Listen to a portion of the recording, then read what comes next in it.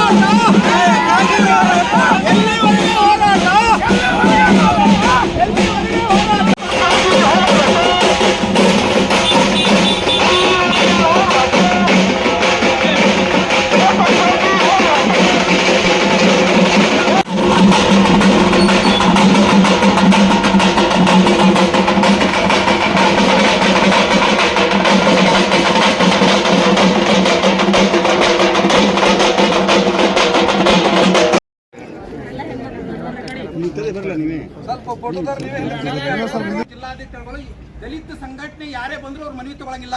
ಏನ್ ನಮ್ಮ ಜಿಲ್ಲಾಧಿಕಾರಿಗಳನ್ನ ನಾವು ವಿರೋಧ ಮಾಡ್ತೀವಿ, ಜಿಲ್ಲಾಡಳಿತಕ್ಕೆ ವಿರೋಧ ಮಾಡ್ತೀವಿ. ನಾನು ಯಾರ್ರಿ? ನಮಗೆ ಜಿಲ್ಲಾಧಿಕಾರಿಗಳು ಬೇಕು.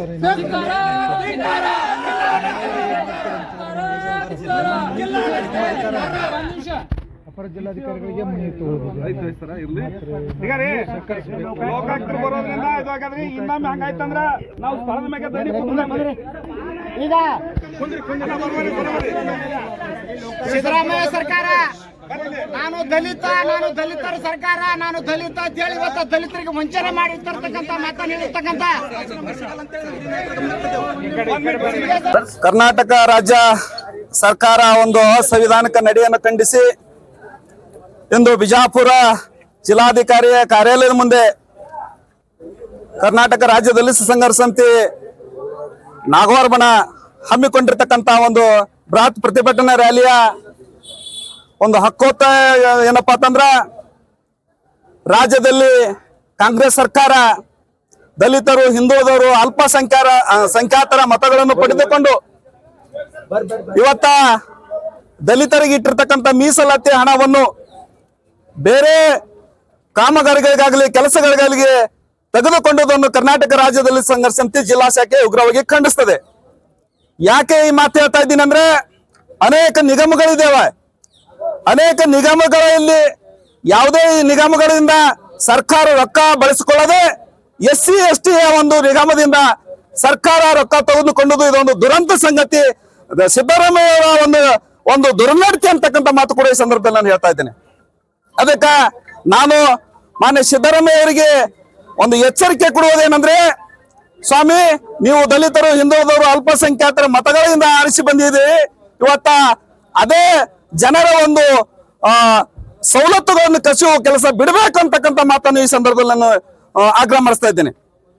ಅದೇ ರೀತಿಯಾಗಿ ಇವತ್ತ ಸಿದ್ದರಾಮಯ್ಯ ಸರ್ಕಾರದಲ್ಲಿ ಅನೇಕ ಇವತ್ತು ಜಿಲ್ಲೆಯ ಮಿನಿಸ್ಟರ್, ಸಚಿವರು ಮತ್ತು ಶಾಸಕರು SCP TSP ಒಂದು ಕಾಮಗಾರಿಗಳು ಇವತ್ತ ದಲಿತರ ಅಲ್ಲದ ಕೇರಿಗಳಲ್ಲಿ ಇವತ್ತ ಕೆಲಸಗಳನ್ನು ತೆಗೆದುಕೊಂಡು ಕಾಮಗಾರಿಯನ್ನು ಪೂರೈಸಿದ್ದಾರೆ.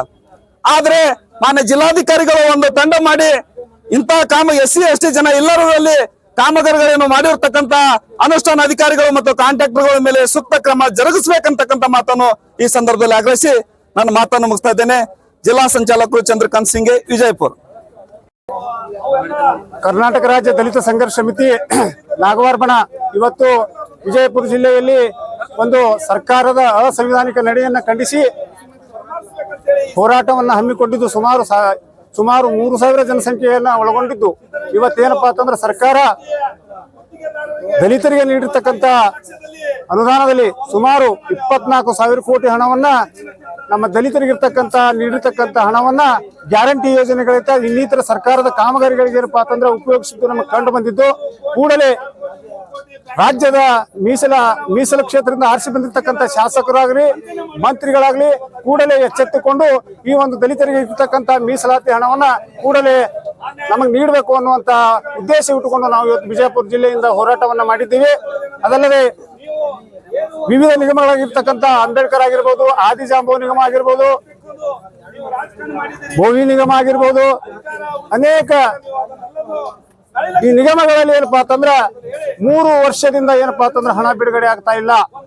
ಕೂಡಲೇ ಸರ್ಕಾರ ಇದ್ರ ಬಗ್ಗೆ ಗಮನ ಹರಿಸಿ ದಲಿತರಿಗೆ ಏನಪ್ಪಾ ಅಂತಂದ್ರ ಭೂ ಒಡೆತನ ಯೋಜನೆಯಲ್ಲಿ ಜಿಲ್ಲೆಗೆ ಕೇವಲ 4-8 ಗುರಿಗಳನ್ನ ಕೊಡ್ತಾ ಇದ್ದಾರೆ. ಸುಮಾರು ಜಿಲ್ಲೆಯಲ್ಲಿ ಸಾಕಷ್ಟು ಜನರು ಬಡವರಿದ್ದಾರೆ. ಅವ್ರಿಗೆ ಕೂಡಲೇ ಏನಪ್ಪಾ ಅಂತಂದ್ರ ಯಾರು ಭೂ ಒಡೆತನ ಯೋಜನೆಯಲ್ಲಿ ಅರ್ಜಿ ಹಾಕಿರ್ತಾರೆ ಅವ್ರಿಗೆ ಕೂಡಲೇ ಏನಪ್ಪಾ ಅಂತಂದ್ರ ಭೂಮಿ ಮಂಜೂರು ಮಾಡ್ಬೇಕು. ಆಮೇಲೆ ಅರ್ಜಿ ಹಾಕಿರ್ತಕ್ಕಂಥ ಎಲ್ಲರಿಗೂ ಏನಪ್ಪಾ ಅಂತಂದ್ರ ಸಾಲ ಸೌಲಭ್ಯವನ್ನ ಒದಗಿಸಿಕೊಡ್ಬೇಕು. ಅದಲ್ಲದೆ ಏನಪ್ಪಾ ಅಂತಂದ್ರ ಹಳ್ಳಿಗಳಲ್ಲಿ ಅನೇಕ ಸ್ಮಶಾನದ ಸಮಸ್ಯೆ ಇದೆ, ಕುಡಿಯುವ ನೀರಿನ ಸಮಸ್ಯೆ ಇದೆ, ಅವುಗಳನ್ನ ಗಮನ ಹರಿಸಬೇಕು ಅಂತ ಹೇಳಿ ಸರ್ಕಾರಕ್ಕೆ ಎಚ್ಚರಿಕೆಯನ್ನು ನೀಡ್ತಾ ಈ ಜಿಲ್ಲೆಯಿಂದ ಸಾವಿರಾರು ಯುವಕ ಮಿತ್ರರು ಏನಪ್ಪಾ ಅಂತಂದ್ರೆ ಹೋರಾಟದಲ್ಲಿ ಭಾಗವಹಿಸಿದ್ದೀರಿ. ಅದಕ್ಕಾಗಿ ಕೂಡಲೇ ಸರ್ಕಾರ ಎಚ್ಚೆತ್ತುಕೊಂಡು ನಮಗೇನಪ್ಪಾ ಅಂತಂದ್ರೆ ಅನುಕೂಲ ಕಲ್ಪಿಸಿಕೊಡ್ಬೇಕು ಅಂತ ಹೇಳಿ ವಿನಂತಿಸಿಕೊಳ್ತಾ, ನನ್ನ ಹೆಸರು ಗುರುರಾಜ್ ಗುಡಿಮನಿ, ಜಿಲ್ಲಾ ಸಂಘಟನಾ ಸಂಚಾಲಕರು, ದಲಿತ ಸಂಘರ್ಷ ಸಮಿತಿ, ನಾಗವಾರವಣ, ಬಿಜಾಪುರ ಜಿಲ್ಲೆ. ನಿರಂತರ ಸುದ್ದಿಗಾಗಿ ನೋಡ್ತಾ ಇರಿ ನ್ಯೂಸ್ 11 ಕರ್ನಾಟಕ. ಲೈಕ್ ಮಾಡಿ, ಶೇರ್ ಮಾಡಿ, ಸಬ್ಸ್ಕ್ರೈಬ್ ಮಾಡಿ ಹಾಗೂ ಬೆಲ್ ಐಕಾನ್ ನ ಒತ್ತಿರಿ.